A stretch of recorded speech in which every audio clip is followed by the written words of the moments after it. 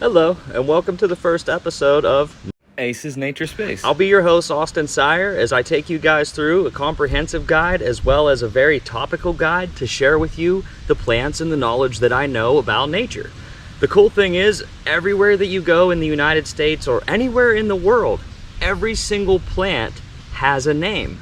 And also every plant that has a name has a genus and a species and a different type that can either heal you from something that makes you sick, or something that you can pick up and eat while you're out foraging and looking for wild edibles. There's many trees that you can learn that will teach you not only do they provide fruits and shade, however, they also provide different things for nature. There will be a little more comprehensive information that I will be sharing with you guys in one of my links that will take you to the in-depth knowledge, which is also going to be for my deep divers, my botanists, and others that are wanting to learn more and to be educated more on the deeper knowledge facts of things happening in the wilderness. But as far as this episode, I'm gonna start it off right, and I'm going to choose one plant that I can guarantee almost every person in northwestern Pennsylvania has seen at least once in their life. And here it is right here. Just one leaf. Plantago Major. This will be the first plant that I will cover. It is very simple to identify. It has these long striated leaves on the bottom that all flow straight, and they are very similarly found in many other places, even including in other states around here. So let me show you guys this plant. I'll give you some facts, I'll teach you some things and educate you, and I pray that you guys can learn this plant and take it with you wherever you may go. Now, as you learn more about Plantago Major, more commonly known as Broadleaf Plantain, you're going to want to notice some of the key features to this plant. Obviously, you can see here there are parallel veins that are under the leaf that are whitish in color with very prominent veins on the underside. Now, typically, broadleaf plantain won't grow much higher than your ankle, but it always grows in a rosette shape, or what you'll notice is resembling a rose, so it is round. Also, it is basal, forming or belonging to the bottom layer or a base, so you won't have any coming off of a stem or growing much larger than, like I said, your ankle. Now, continuing on from the characteristics, there's also some very important facts to point out about this plant because it is edible in all ways. You can eat the seeds that grow off of them as they are coming up in the mid to late summer. You can eat the leaves, you can eat the roots or the rhizomes, and you can eat it cooked or you can eat it uncooked. There are many different ways that you can prepare it, actually. You can make it into a salad, you can add it onto a sandwich as some greens, and it's got a very hearty flavor, almost kind of like spinach. Now, most places that you go in the U.S. are going to consider this a weed, but it is definitely a food source. It is a nutritional plant as well as a medicinal plant.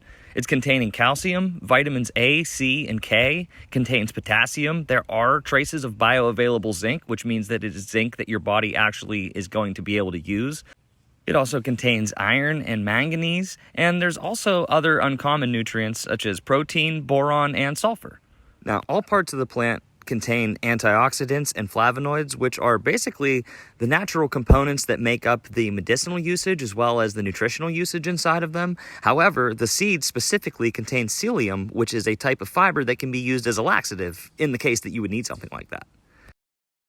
Some of the most common ways that you can actually use broadleaf plantain, you can use them raw, you can boil them, you can saute them, you can roast them, you can blanch them, you can turn them into a tea or a salve or a poultice. Now, a salve is more like an ointment or a lotion, while a poultice is like smashing up the plant and using it against your skin just as it is. Now, broadleaf plantain has been around for a very long time. As far as its medicinal uses amongst the First Nationers or the indigenous people, it was commonly used as a cure-all medicine to apply to your aching feet if you went on a long walk, or if you were bit by a rattlesnake. It would stop the poison from spreading throughout your body even farther. It was also used for drawing out splinters, stingers, and infections. Broadleaf plantain also has antimicrobial properties, which are great for treating or preventing infections. It stimulates cell growth, which can speed your healing, and it also works great in a poultice along another plant known as jewelweed to treat poison ivy. And what you'd want to do is essentially rinse off the plant really well. You would either chew it or smash it into a poultice, and then you would apply it directly to your wound. If that doesn't work for you, you could also make it into a tea using as much or as little of the leaves. Obviously, using more, you're going to get better effects. And you would steep it in a cup of water for 5 to 10 minutes. And then you would either apply it with a cloth over your head, or you could also, drink the tea itself because it is 100% edible and you can ingest it. I know this is a lot of information. However, I want you guys to know that this plant does grow in all 50 states. You can commonly find it in lawns, you can find it in gardens, or any type of disturbed areas where there's really loamy soil, or soil that is comprised mostly of sand and not as much clay.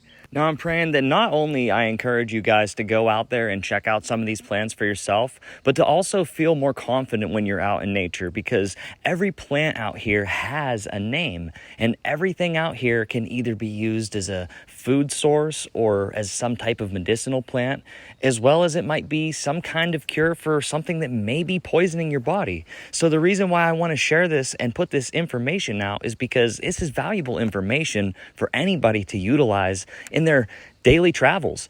You could be stopped at a parking lot and you might find one of these plants just out alongside the road. You might find one of these plants as you're walking your dog or going somewhere, and you might scrape your hand or your knee, and anything can happen. So it's very important for me to share this, as well as it is for everybody out there to know your nature. Until next time, I will catch all you nature buddies out there later. Enjoy.